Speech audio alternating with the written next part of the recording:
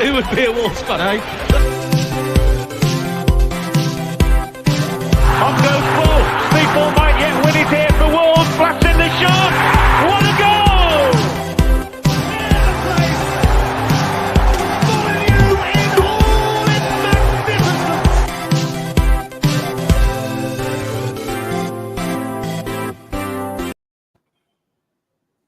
Good evening, ladies and gentlemen, boys and girls, and Wolves fans across the globe.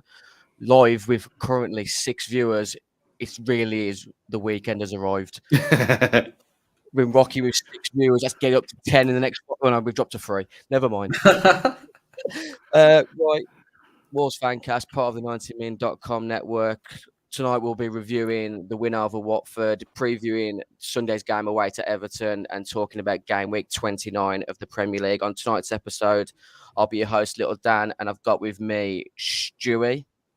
Hello. Was it game week 29 though, or was it game week like 14 that we just played? I mean, good point, because it was the Boxing Day game, wasn't it? You're right, Stu. Always a technicality, which is valid and always warranted when trying to confuse me at the start of a show. And along with Stu, we've got Jeffo. Good evening, guys. How's it going? Good to have you back. Tom Calvert-Lewin will be joining us soon, I believe. But if any of you Wolves fans are unaware, in the last sort of hour or so, Tim Spears has released a bit of news that Wolves are officially free of UEFA's vice-like financial fair play grip, or in layman's terms, we've exited the settlement regime. Wolves have broke even for 3 years, having previously overspent when qualifying for Europe earlier than expected. So, as far as we're concerned, we're in the market for Mbappe in the summer, aren't we, guys? Well, that and Haaland as well. So I don't know where we're going to fit Jimenez in as well. Yeah. We actually have 2 up top. Yeah, man. What's your thoughts on the news, Tom, that Wolves basically are in the market for Mbappe the summer now? We've been released from UEFA's financial fair play grip. Yeah, it's nice to be competing with the likes of Newcastle for players, isn't it, these days? We might try and poach Coutinho from the Villa in the summer. We'll touch on that a bit later on. Last night, Wolves 4, Watford 0, and Ben Foster had an absolute nightmare, which we'll talk a bit more in depth. But guys, let's quickly start how we normally start. Willy Bolly was reintroduced to the Wolves squad last night, starting in place of the out of form Max Kilman, we'll say. Apart from Bolly, were you happy with the way we started? I'll come to you first, Jeffo. Yeah, I thought it was good team. I mean, I thought he'd shake it up a little bit, but the idea of taking Kilman out, I think, was the right idea. Just look after the lad, because he hasn't looked right since we all know what's been going on in Europe. And due to his connections in Ukraine, it probably threw his head out a little bit. But Bolly, he seemed to just fit in like he hadn't been away. He was fantastic. He was imperious at the back. But the lads look well. And Neto, I didn't think I'd seen play twice in 7 days. So, I mean, Podence and Hwang with Jimenez made sense, because Jimenez made that huge difference in the last game when he came on, started to link play up. Johnny made his first start replacing the notorious Kiana Hover. What was yours? It was a no-brainer, wasn't it, Tom? Johnny coming in. Yeah, absolutely, mate. Yeah. There's just no comparison in regard to him and Hoover on ability. Like the fact that's I think wing backs make that system what it is. I think that system's the 3-4-3 with proper wing backs, as opposed to if you play Marcel and Hoover, or either choice or just defensive. I think then it becomes a 5, and maybe certain games you need that, but that's where you can make a sort of the 3 up front work for me. Jimenez, Podence, and Hwang up front in the 3. Stu, were you happy with that? Yeah, I mean, Hwang's a curious beast either. When he's first touched, sometimes he's absolutely atrocious, but then other times he looks amazing. And as we'll get to with the opening goal, you can never fault his work rate. And against Watford, that was always the kind of the thing to go against with the Roy Hodgson team. Normally, that you out battle them, then that's half the job done really, because they're not tactically aware, are they? As a rule, and that's why I think, because of me banging on for weeks about having 3 in midfield, I think he really mattered against them because, well, we know where they are, and as was proved, how pathetic they were on the night. Yeah, it was surprising. It was really surprising. Like, you would think that the position that they're in, and you know, they are in a little bit of danger, that Roy would have them playing tight, and they were really open. You know, we carved them up quite easily. You know, for a team, we ain't a team massively in form with goals this season, and even over the last 3 games, you know, we turned it around real easy, and we carved them up for the first 20 minutes. It was incredible. I mean, I was thinking that later on, is there a more pathetic performance at Molineux in the Premier League era, in all three versions of the Premier League that we've been in, than that last night? Blackpool 4-0, Stu. Yeah, I was thinking other than that one. But Watford was a DJ Campbell red card away from beating that game. You mentioned Hwang pretty much making the effort, putting a bit of uncertainty into the Watford defence to make the first goal for Jimenez in the 13th minute. Bit of fortune for us with Hwang making a bit of a nutmegs, and then I think Jimenez put it through. Who was the left back for Watford last night? Because he was rapid, but I had no idea who he was. No. Tell you, it reminds me of Elakobi. They might have put it out down the line. It was like a bit of an Elakobi job. He had no. He wasn't afraid to knock it out for a throw-in, was he? No, not at all. Getting that first goal, obviously, I think he went through the left back's legs and also Ben Foster's. It wasn't a great night for Ben Foster, which we'll touch on with a bit more degree. But I was a bit worried going into the game last night. I think it was a bit of a banana skin with the way we played against Palace, but we did start well in the first sort of half an hour, didn't we, Tom? Yeah, big time. Yeah. I thought the goal settled us down a little bit as well because I think it was a bit cagey. Maybe I think they were a bit nervous because they needed a performance basically at the end of the day. It was a big game last night. But yeah, like what Stu said with Hwang, like he just comes alive around the box. Like, you know, his overall play is up for debate. I think, as I say, like his touch is not the best, but anywhere in the box, he's pretty deadly really in regard to like finishing, assists. You know, his numbers stack up pretty well, especially compared to the other guys. Can you think of a scruffier Raul finish, Drew? It reminded me of one earlier in the season, but then I couldn't think of which one it was. But I have to say, I didn't celebrate it because I was convinced he was offside. Yeah, there was that thought did come into my mind because of the way that sort of just how square across the line from Hwang when he put the pass across. Obviously, he went through the defender's legs, like we mentioned, but Watford were just so poor right from the start. When you said like it was a bit cagey, but as soon as that first goal went in, it was you could sort of sense the floodlights were going to come. But with the pessimism, being a Wolves fan, you never know. But then Ryan Ait-Nouri in the 18th minute does a bit of hocus pocus. I thought it was actually was Hwang in the centre when he put that cross in. Yeah, I don't think it was getting to him though. I think there's a couple of defenders in the way. It was a bit of a weird. It wasn't really a cross, was it? It was sort of a bit of a weird cut back. Really, I don't think it was ever going anywhere. But yeah, we'll take it.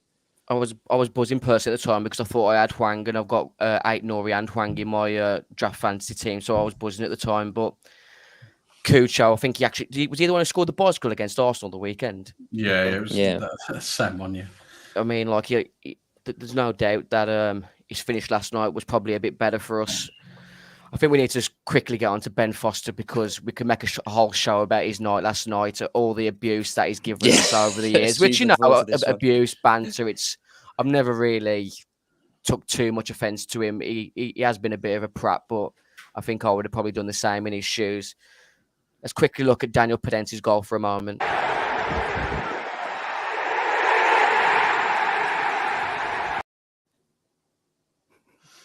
Or saw that there, but Jimenez putting Ben Foster under a bit of pressure, and I'm not really sure what Ben Foster was doing. If you have a look at the one angle that Wolves put out today, because it did just seem like a clear and assist.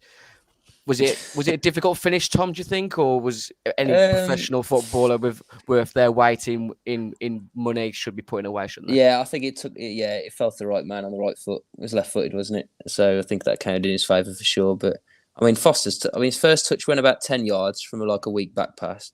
Then he tried to like hit it. I don't know where he was trying to hit it, and then he fell on his arse. And then he seemed really slow to get up and react to it getting back. So it was an absolute horror show from him, really. But yeah, absolutely loved it. What did you make to the finish from Powden's, Jeffo? Oh, he's cracking. It just couldn't happen to a better goalkeeper, could it? Really? But he did well. He got the sense just to look up and just pick it up and just pick out the spot. It was just a brilliant finish from the lad. That was what I think we all wanted from Neto at the end of the Leicester game, wasn't it, Stu? Yeah, it was. I think that one he just ran it. He was just so knackered. His legs wouldn't maneuver himself into that position, would they?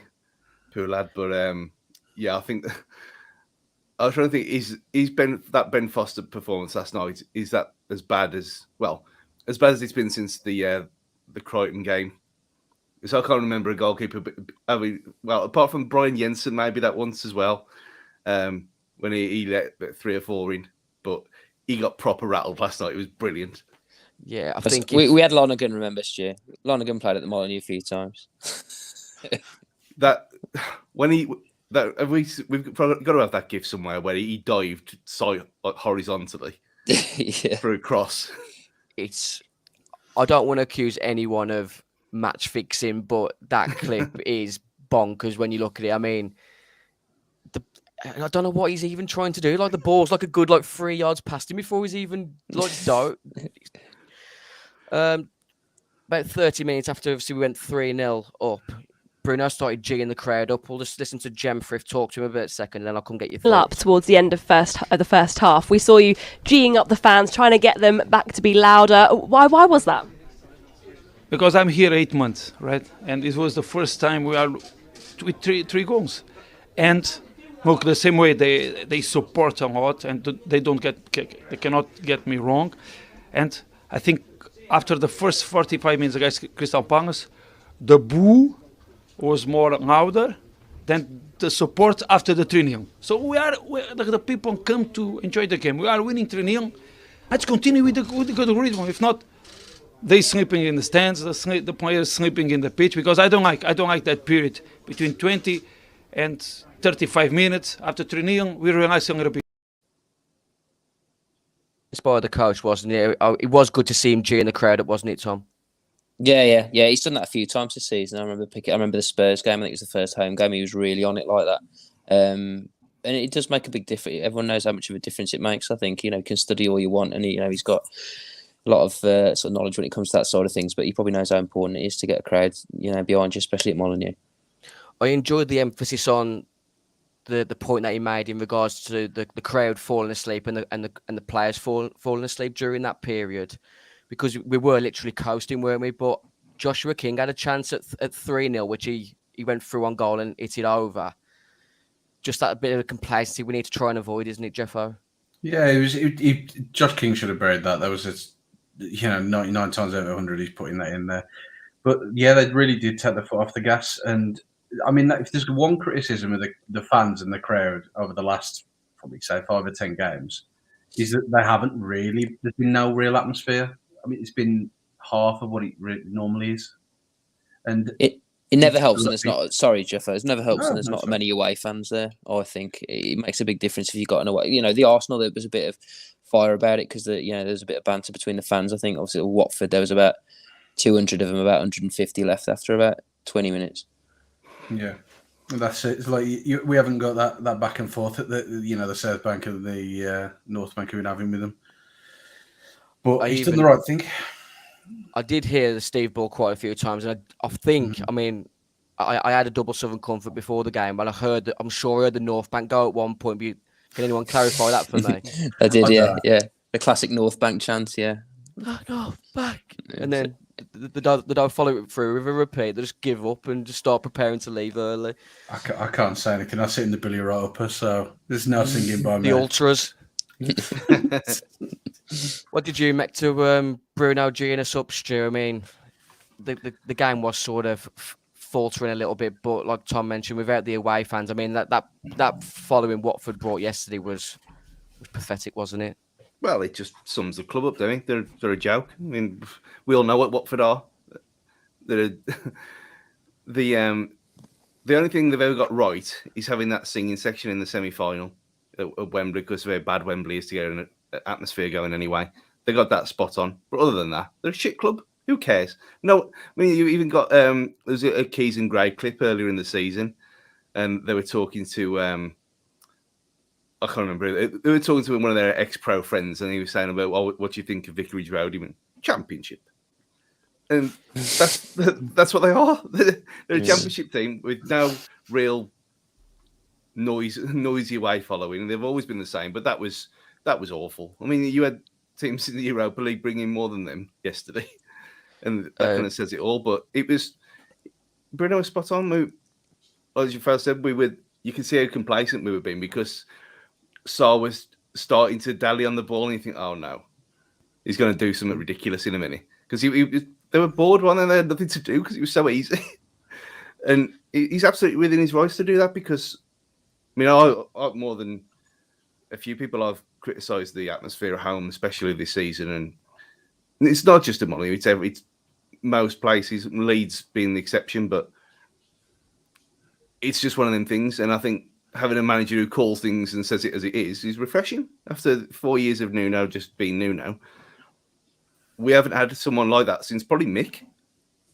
I mean, it's great to hear. Mick would have been giving us like 2 fingers up when we booed him off against Crystal Palace. He would have been giving them 2 fingers up on Saturday. Mick McCarthy. If you're watching us on YouTube tonight, keep coming with the comments. Jordan Pease made a great comment here. Pretty sure we took more to the youth game on Wednesday than Watford did last night. That's an excellent point. Great point, Jordan. Thanks for watching and contributing. Just before. Just after half time. Well, actually, it wasn't even after half time, wasn't it? It was towards the end of the game. Ruben Neves scored that. Shooting!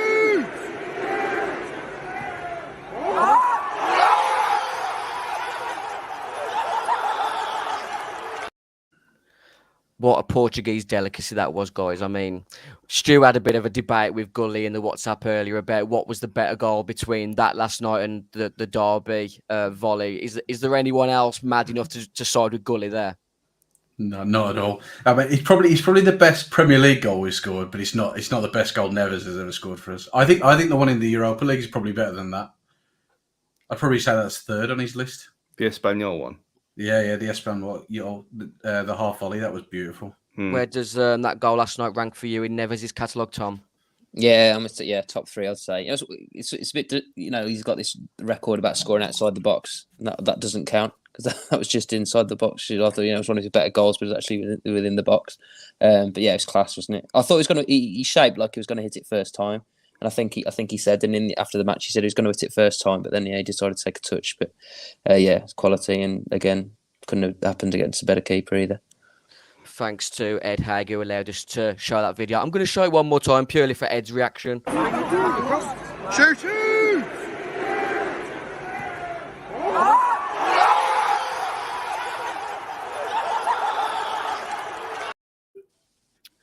I mean, you can't buy moments like that, can you?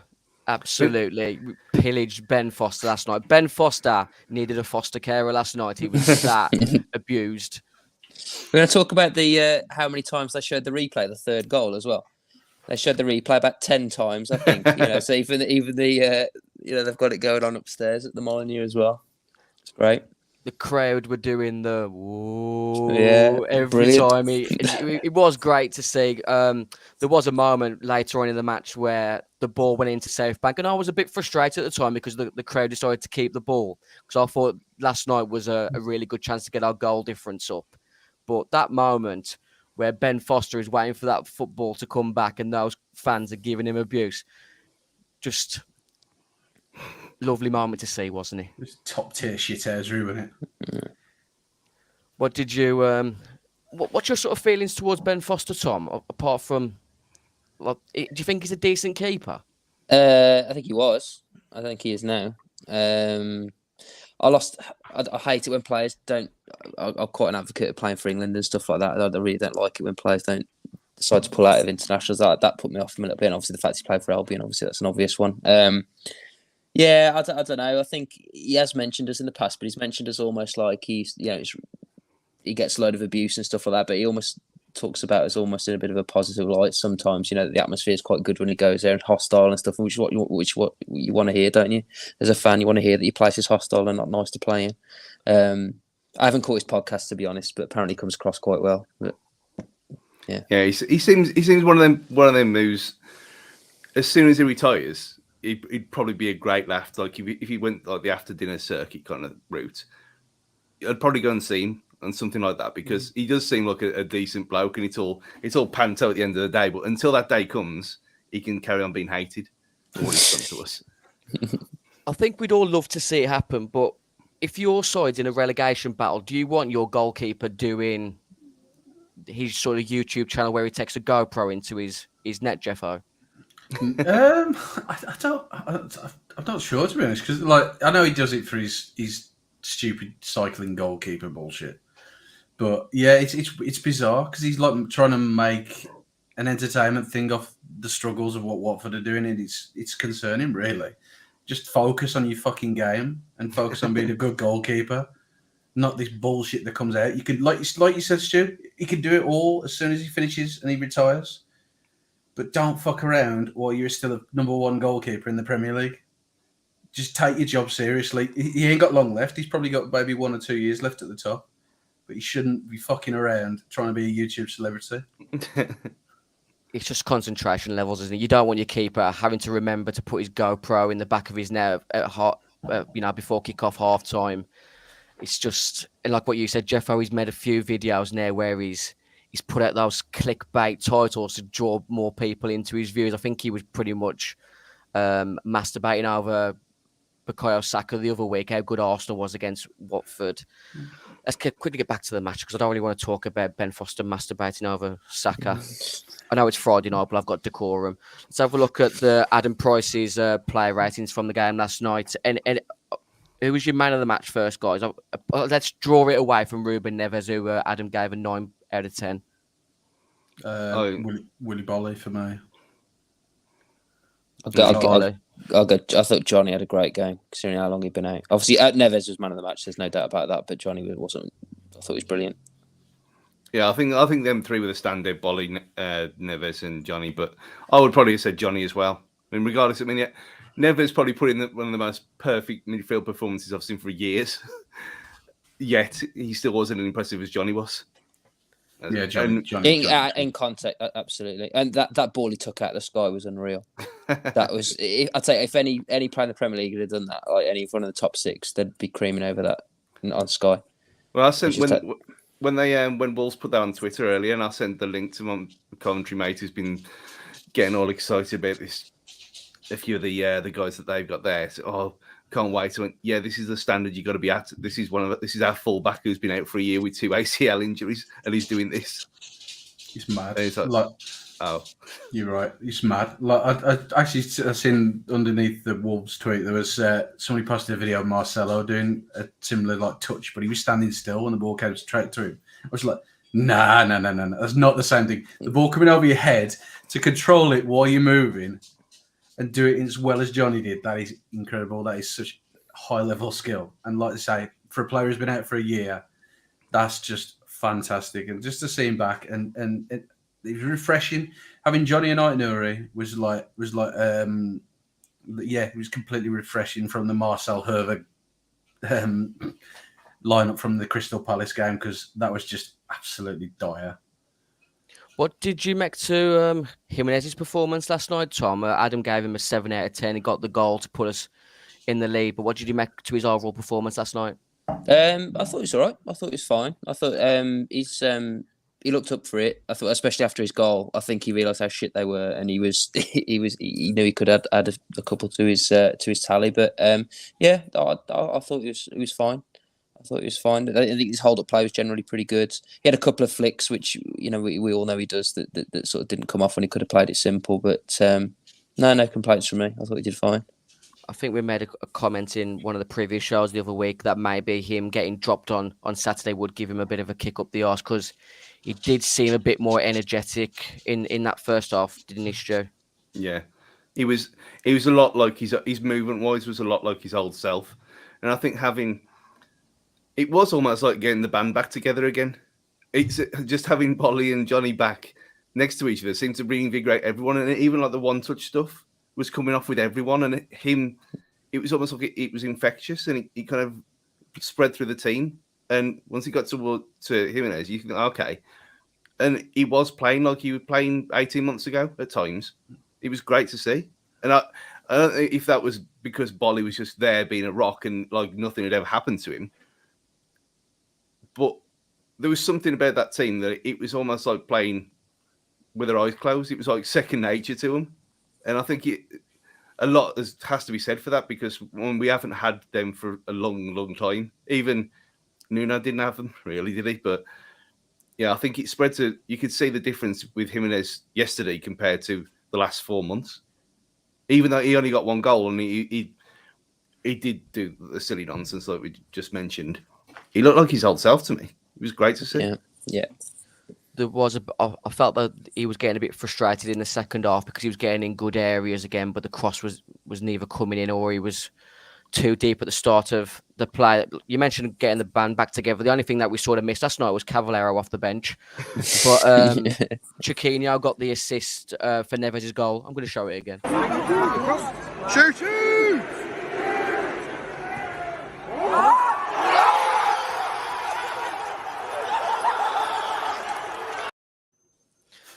In the last sort of few hours, Francisco Trincao, there has been a bit of an article released on Sky Sports News from Trincao trying to battle his way verbally into the squad. Jose Sarr, Chiquinho, all got more assists than Trincao in the league this season. But if you look at Trincao's actual running stats, he has got quite impressive stats, and he's made the comment, if you just look for the end product, maybe you can say that you haven't seen the best of me yet. But if you look at football in terms of the whole game, you can say I'm doing great things. What's your opinions on Trincao, Tom? Great things is not true, is it? He runs about. I don't think anyone can debate he doesn't run about a bit, and he looks good on the ball, carries the ball pretty well. But, you could throw as many stats as you want, and sometimes your eyes don't lie, and pulling out of tackles, I noticed that a lot, and I think he did that a couple of times in West Ham that really wound me up, because that's the thing that obviously as fans we hate the most. He's got to do something in the box. When he gets in the box, he doesn't know what to do, basically, whether it's shooting, crossing, final pass. In fact, I'd argue that he looked more dangerous in the opening few games at United. I remember he nearly scored at that one cleared off the line, didn't he? So I think in regard to end product, he's probably regressed from the start of the season, really. But yeah, so the work rate seems to be there, apart from pulling out tackles. You can't argue he didn't run a lot, but running a lot doesn't cut it in the Premier League when you compete for top six. I'll come to you in a second, Stu. What's your opinions, Jeffo? I just think the timing of it's quite poor. Like, after what Lager said on Saturday about players, I don't think he needed to do that. I think if you wanted to prove that, he should have done it behind closed doors and proved to Lager and spoken to him. He didn't need to go into the press. That isn't the way that we have players do things. And that's not the way that we expect players to do things. Hwang, Podence, Neto, Chiquinho coming on in front of him last night, Stu. Where do you sort of stand? Are you still on pro Trincao? Is he justifiable to be spent £25 million on? I think he's signed his death warrant now, doing this. Just because of what we've seen with the notorious KJH from last week. He ain't taking no shit, is he? And Trincao's way too lightweight to be talking like this. When a lot of times you can't justify. I mean, he's obviously talented. Of course he is. Forrest Gump did run a lot from Simon Geddes there. But yeah, I think his running style doesn't help him either, because he's so languid and he runs, but he runs in a way that he looks like he's not moving. It's really odd. But he reminds me a bit like Corica from years ago, where he was clearly talented, but he was so lightweight and he pulled out so many things that he was almost to detriment of everything else going around him.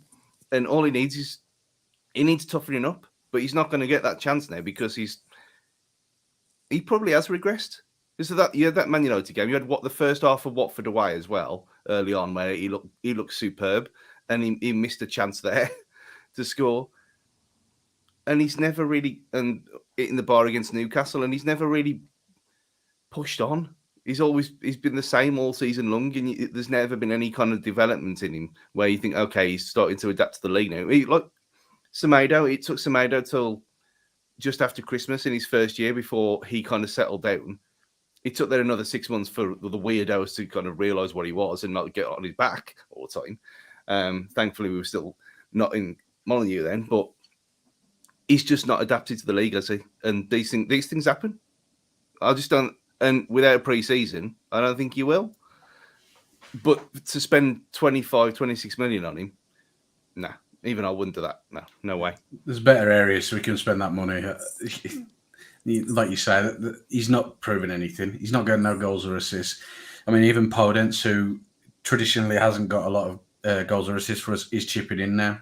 So I don't see where he can get in the team. Well, especially when you can get Chiquinho for 3 million and then he come on and look more dangerous. It seems like a bargain, doesn't it? The 3 million for Chiquinho compared to what we've seen off Trincao this season. My main concern with Trincao is the lack of acceleration and pace that he doesn't seem to have when you look at the likes of Neto and Chiquinho. He's only a handful of months older than Neto, I believe, and them just worlds apart, aren't they, Tom? Yeah, well, Neto, if you look at when they came in, Neto didn't hit the ground running, but he'd shown more at this stage than Trincao had, for sure. And do we think Trincao is one of the ones that Lars was referring to in the Hoover, debate?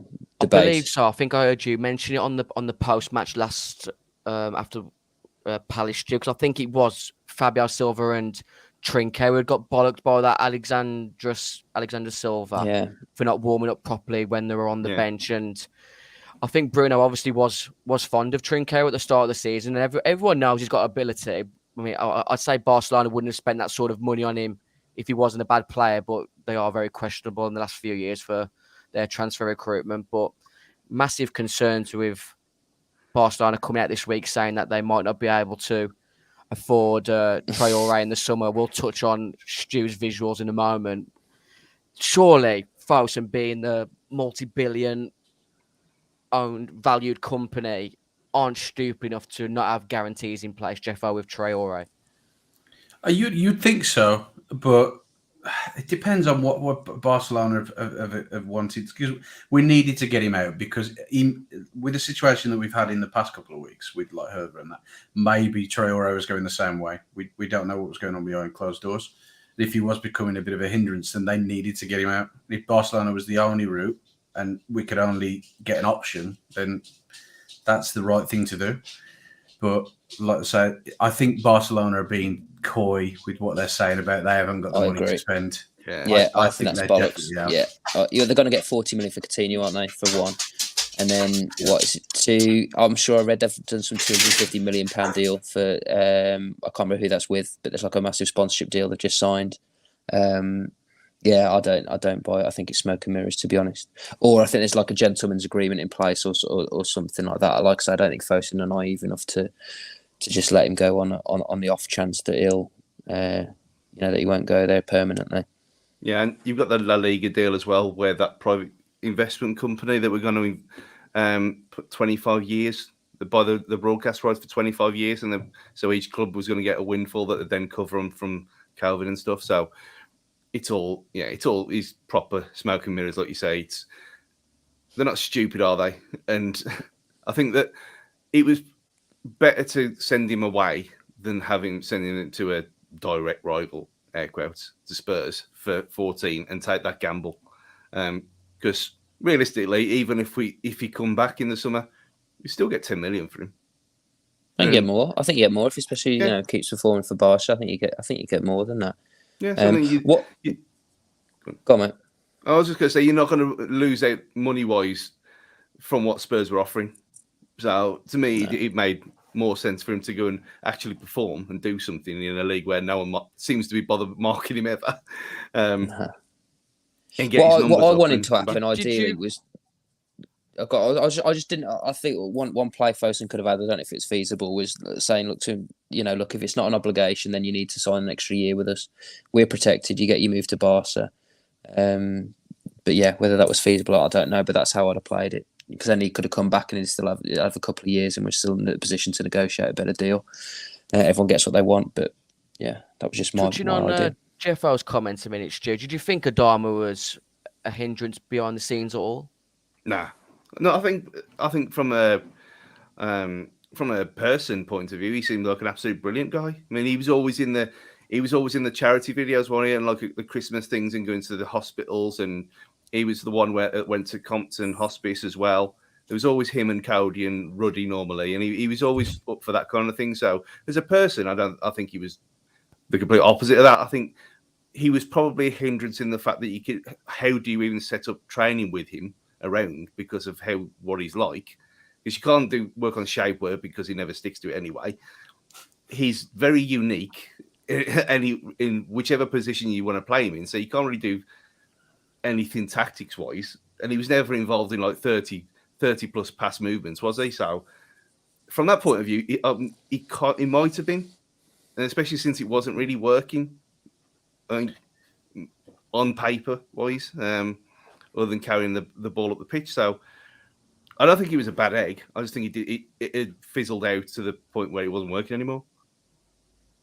Massive frustration that Fosun didn't take the gamble and just keep him until the end of the season, because he literally could have been the difference between us finishing 4-4, maybe where we're going to end up the end of this season. Jordan Pease made another comment.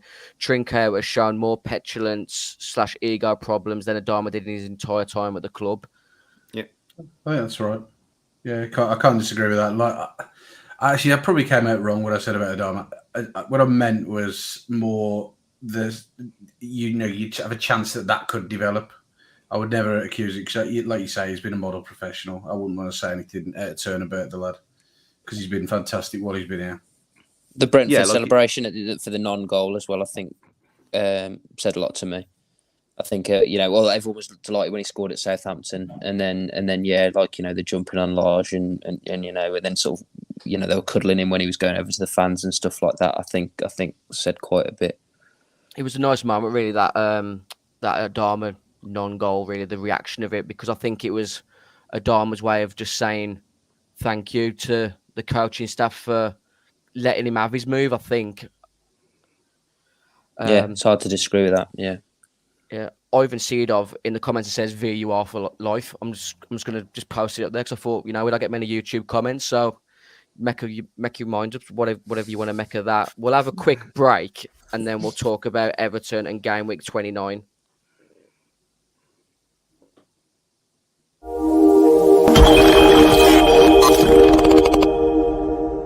Hi all, Gully from Wolves Fancast here, and just like all of you long-suffering Wolves fans, I know exactly what it feels like to be lacking a creative spark here, some outside-of-the-box thinking there, but our sponsors Pixel Yeti Media are here to help.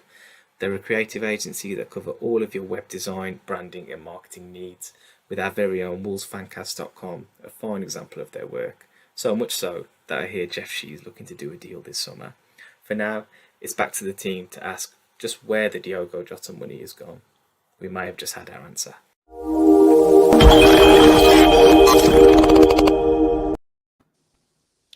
Welcome back, guys, to the Wolves Fancast, part of the 90min.com network. Sunday, we travel to Merseyside to play Frank Lampard's Everton in game week 29 of the Premier League. Some tasty fixtures before we touch on Everton in depth. Tom, I'll come to you first. Pick me three sides that are going to get a win this game week, sorry. Liverpool, Arsenal, and Southampton. Liverpool away to Brighton, Arsenal at home to Leicester, and who was your third one?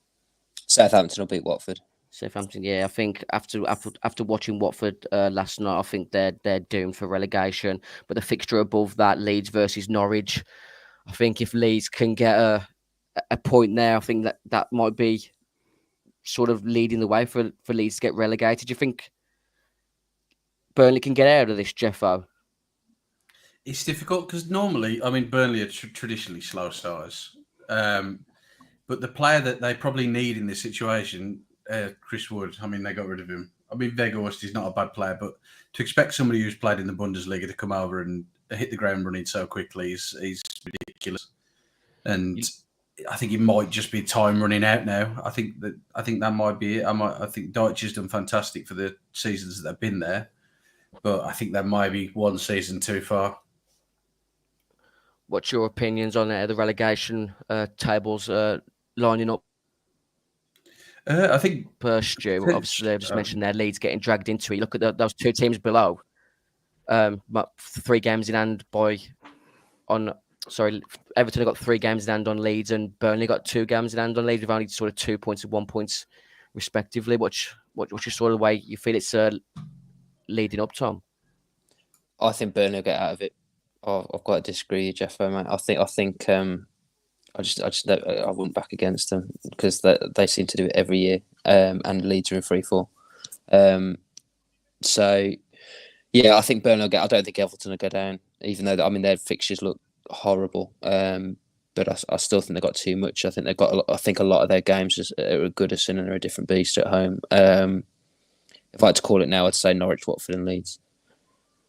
Agree with that, Stu? Norwich and Watford is to give an A. Burnley, it's they're just like modern Coventry, and then you never thought it was going to happen every year. They were just teetering there. But Leeds deserve to go down for that goal difference. Yeah, Leeds. I mean, Leeds are a joke. I mean, everyone getting all overexcited last year. Oh, it's wonderful to watch. Well, how is it the shit?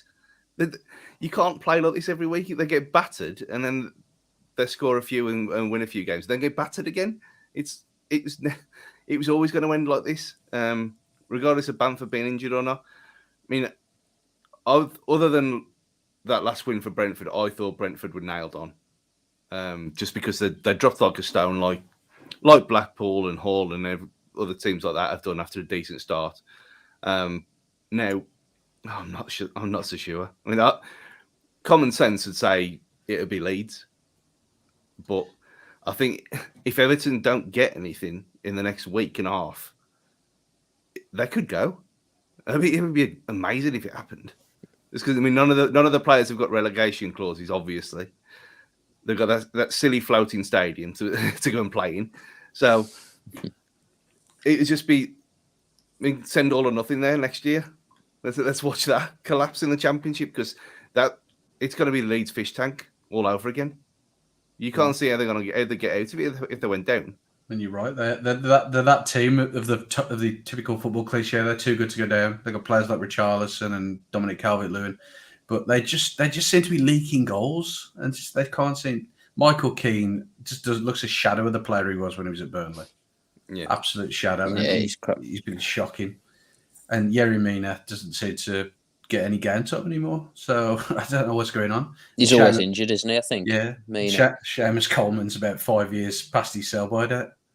I was going to say 500 years past his sell-by date. He probably, it feels like he's been around for like 40 years now, Seamus Coleman. I'm sure I had him in my very first fantasy Premier League team, which feels about like 20 years ago now. I know you mentioned, was it you, Jeff, that said you fancy Burnley to get relegated? Jordan P says Burnley, no, they aren't going to win the league, so they cock tease their fans with potential relegation every year, then save themselves for complete ecstasy. You can't really knock them, really.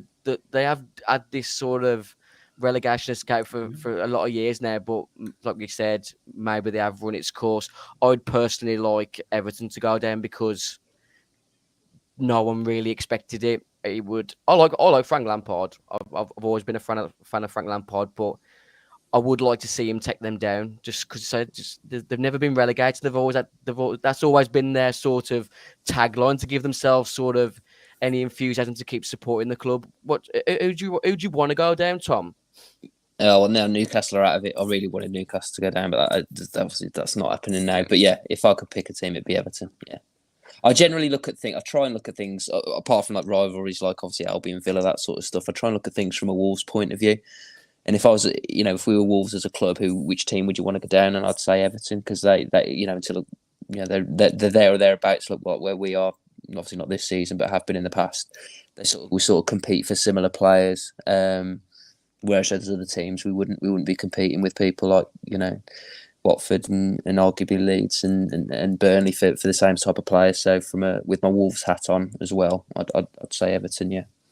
And the fact that they've spent £500 million in the last 5 years to get relegated in place of Burnley, it'd be brilliant. Can anyone, without putting themselves into legal trouble, tell me what the latest on Gylfi Sigurdsson is? Because I was under the impression that he was just released from jail. Released from where? Yeah. If I was Everton, I wouldn't touch him with a fucking barge pole for the rest of his career now because he's tainted. Even if he comes out innocent, he's tainted by that whole thing. How much did they spend on him? Was it 55 million? Or was it 35? Something like that. Like you said, Tom, they spent some serious dross and they deserve to get relegated for that alone. They had, let's see, Balassi, 30 million, was it? Iwobi, 30 million. The Iwobi one? Absolutely. Like Sergsen, Klaas, is it Klaassen? Yeli Klaassen, they signed. Absolute shite. Tosin. They had a Sam Allardyce special, didn't they, with Tosin? Was it 25 million? Had a couple of games.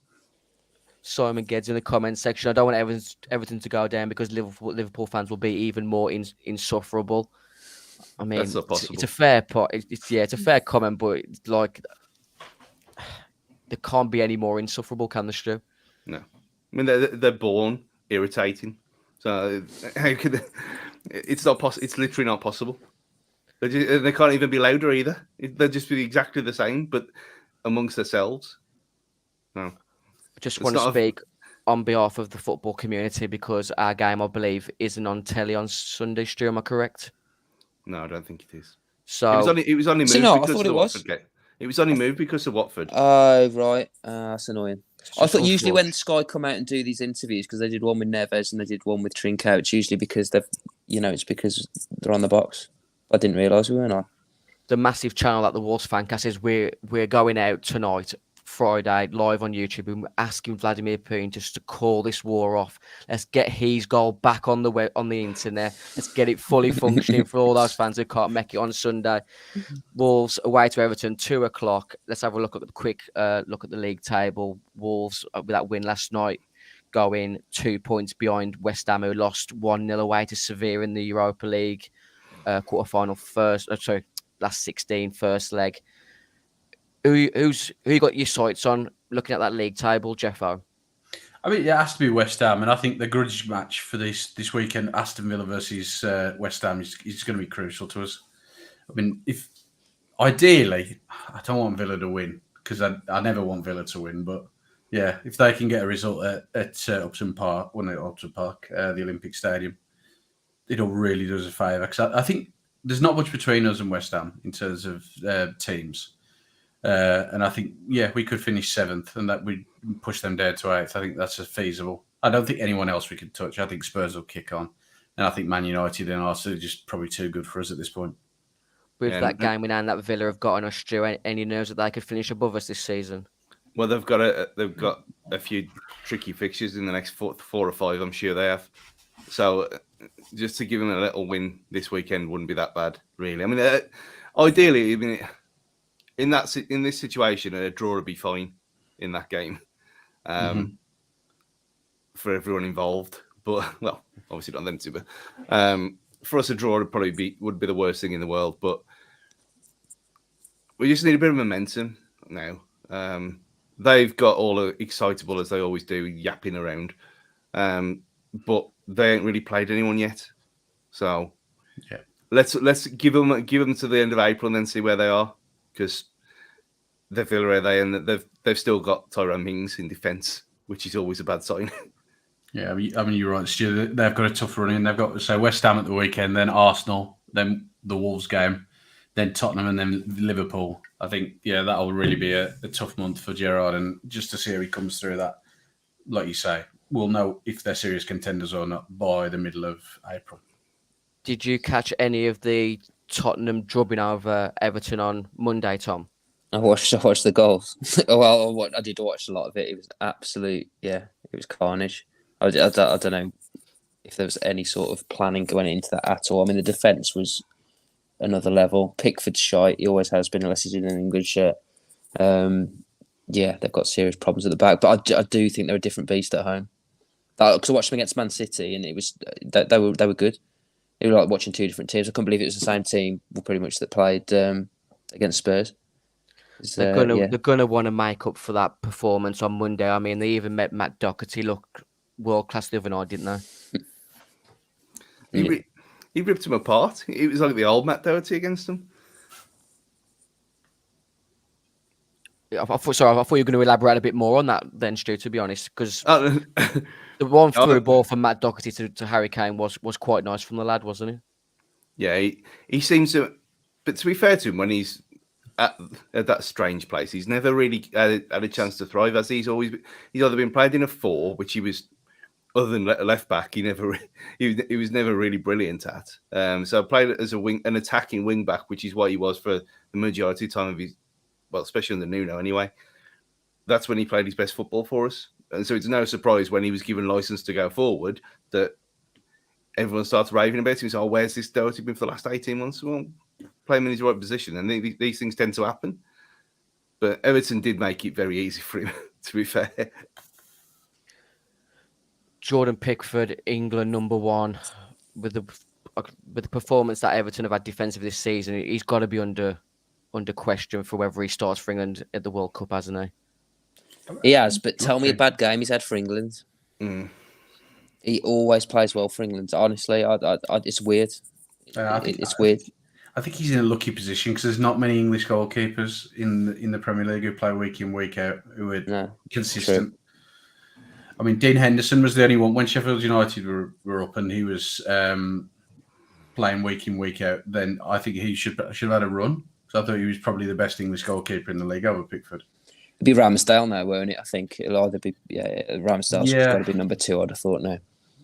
Yeah, and the thought of Ramsdale for him though, it just terrifies me because you know he'd do something mental.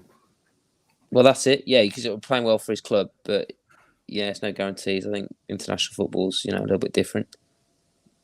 He's out there as an individual as well, isn't he? He's got him and Jose Sarr, the pair of them, they are nutcases. Hungry Like the Wolf in the comment section says, we have Leeds, Newcastle and Norwich to come. Could be tricky as they fight desperately for survival. But those are the games, lads. If we're going to finish in the Europa League places, we've got to be getting at least 7 points from those 3 games, haven't we?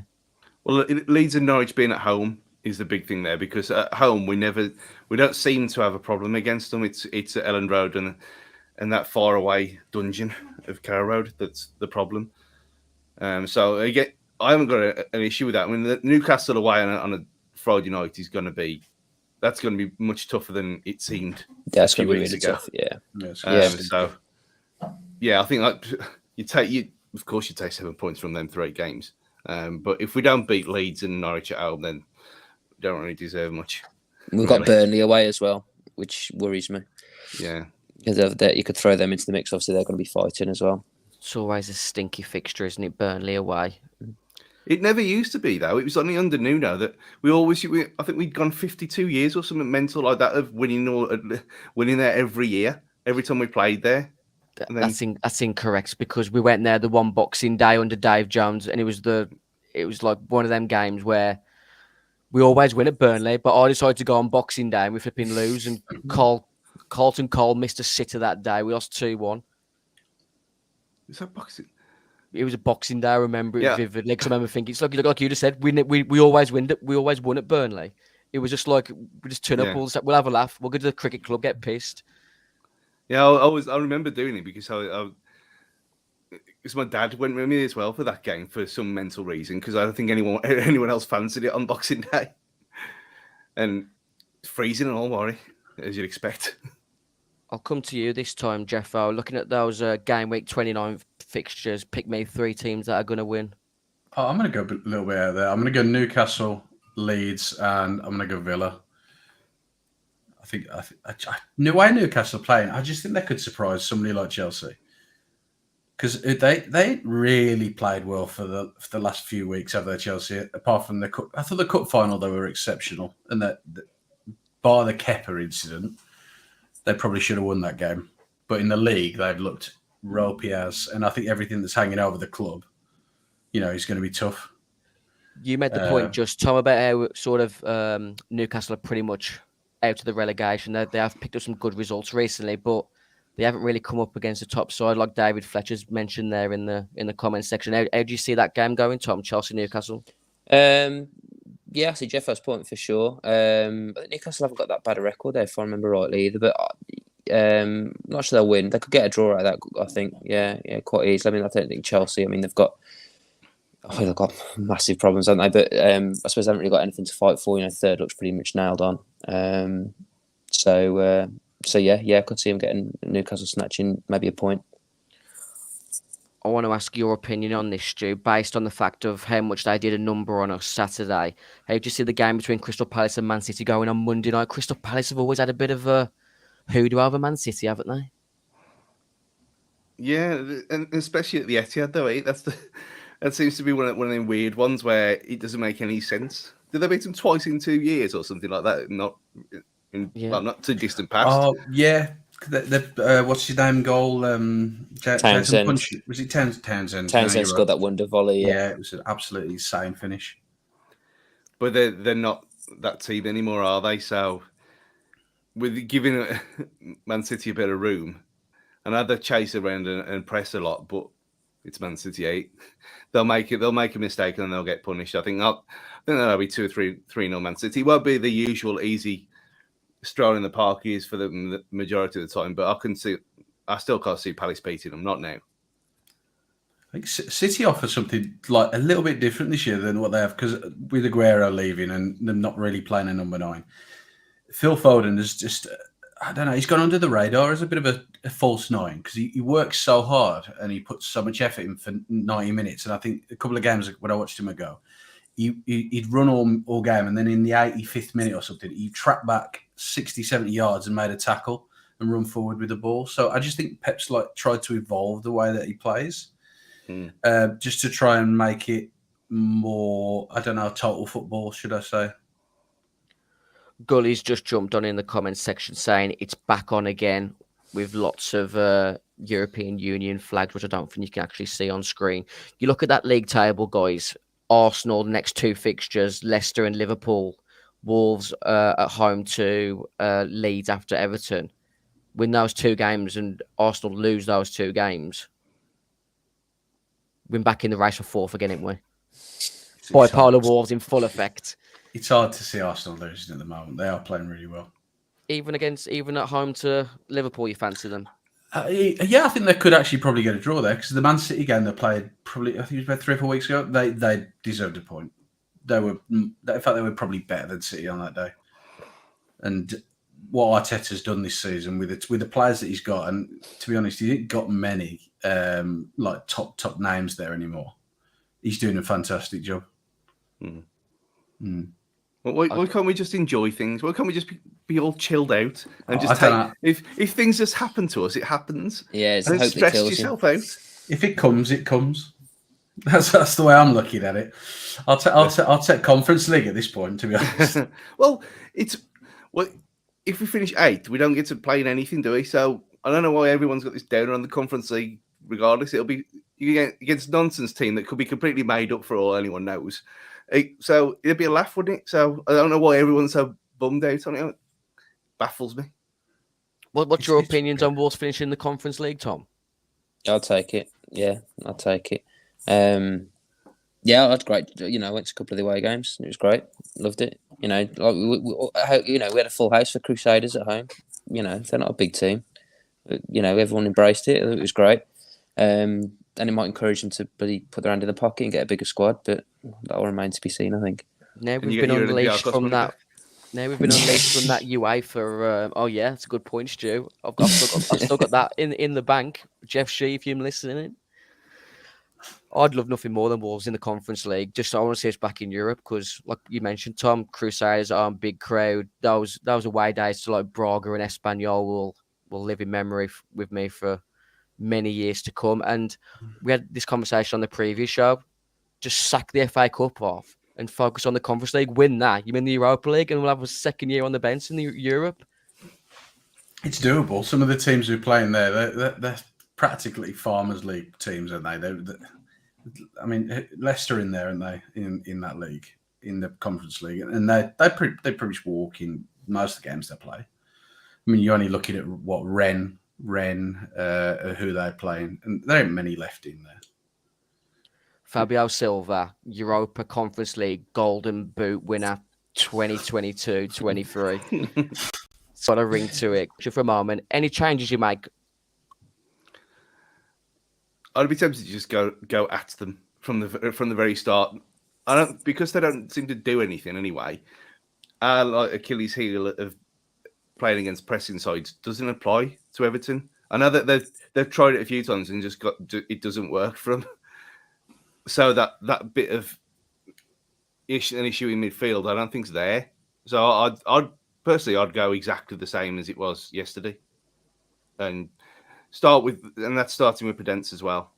I mean, there's no need to rush Neto back, and we've still got him if we need him to come off the bench. I just think it was so balanced and solid that you don't really want to be messing with it too much after what happened at West Ham after Arsenal.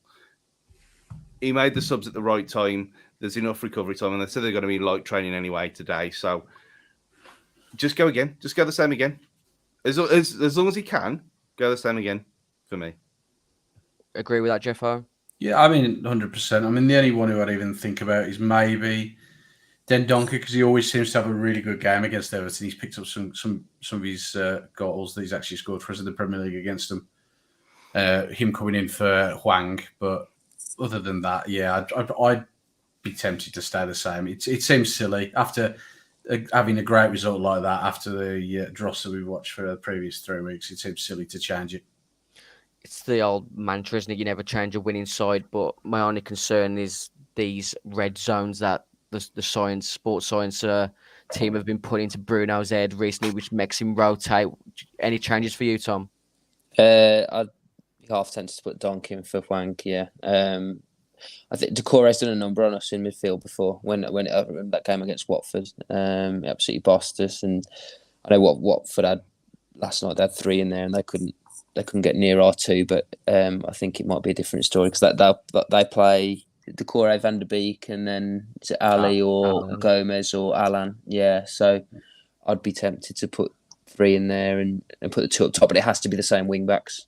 Otherwise, I would. Yeah. You have to play those wing backs. Otherwise, it just becomes completely defensive, and then you just lose so much. So, I'd maybe, but I wouldn't complain if it was the same team, or maybe Neto in for Hwang. But I wouldn't complain if it was the same team. But I'd be tempted to put Donk back in.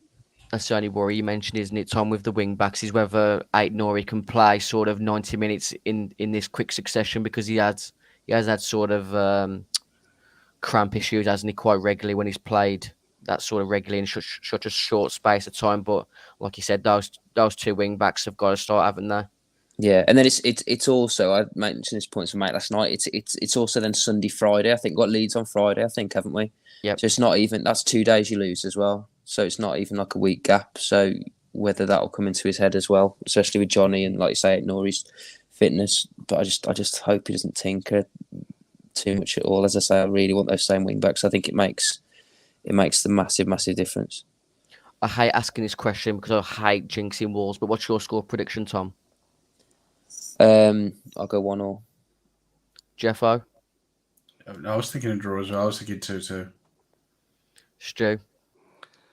I said 1-1 at the start of the month when we were talking about the results in the next group of games, and I've got it spot on 2 for 2 so far. But I don't want to go that way. I want to say 3-1. I want to say a 3-1 win, and another high scoring affair, just because how bad they are. I mean, Van der Beek's been almost as bit like the one from Dawson's Creek, let alone the one from Ajax. So I don't think they've spent so much money on Dross. Let's just do them. Let's just have a go.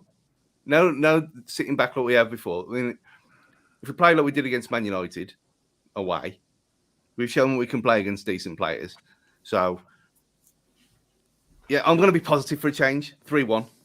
3-1 win. And that's why you are hungry like the wolf.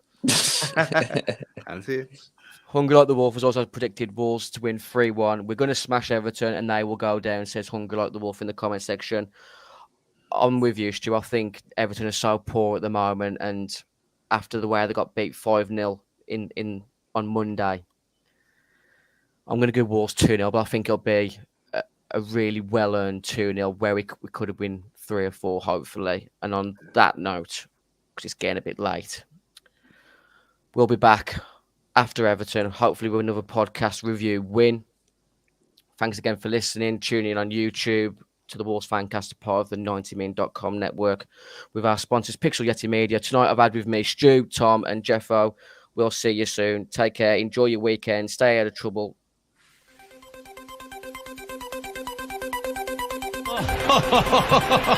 Who would be a Wolves fan, eh?